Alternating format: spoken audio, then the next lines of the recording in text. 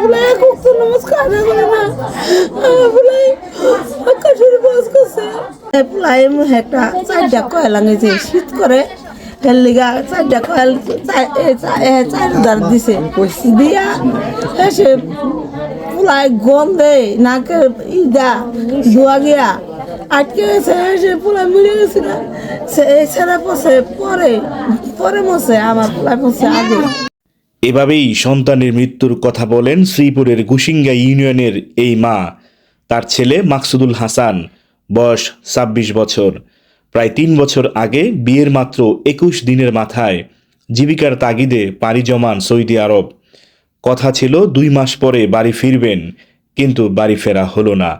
গত ১৬ তারিখ সৌদির রাজধানী রিয়াদে থাকার গড়েই রুম হিটার মেশিন অন করে ঘুমিয়ে পড়েন।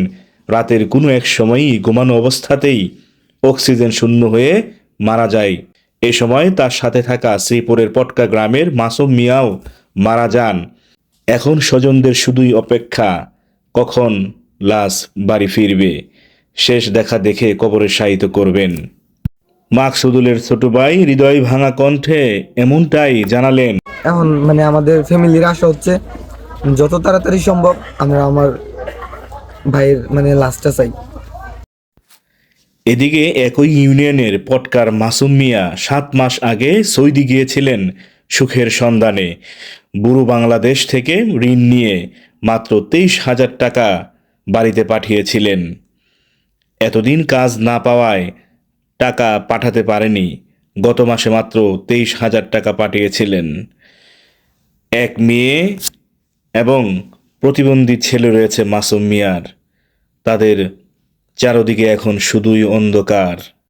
তারপরেও মাসুম মিয়ার মা এবং ছোট ভাইয়ের দাবি তার সন্তানের লাশ যেন সহি সালামতে বাড়ি ফিরে সন্তানকে বাড়ির কাছেই শেষ দোয়া করে দাফন করতে পারবেন। এটাই এখন তাদের দাবি এবং অপেক্ষায় প্রহর গুনছেন কখন সন্তানের লাশ দেখবেন। মাসুমের ছোট ভাই বড় ভাইয়ের স্মৃতিচারণ করেন এবং উদ্বিগ্ন কণ্ঠে বলেন, বড় ভাই ছিল এই পরিবারের উপার্জনক্ষম একমাত্র ব্যক্তি। বড় ভাই নাই, এখন তার সন্তান কে দেখবে, কিভাবে তাদের সংসার চলবে, এগুলো নিয়ে তিনি ভেঙে পড়েন। তিনি এক পর্যায়ে তার ভাইয়ের এতিম সন্তানদের জন্য আর্থিক সহযোগিতা চাইলেন। একটা মেয়ে আছে মোসাম্মদ মাসুমা, আর একটা ছেলে আছে ৩.৫ বছর বয়স। ও প্রতিবন্ধী, চলাফেরা করতে পারে না। ওদেরকে একটু সাহায্য করলে বা আপনারা যদি একটু দেখতেন তাহলে ওদের জন্য খুব সুবিধা হইতো।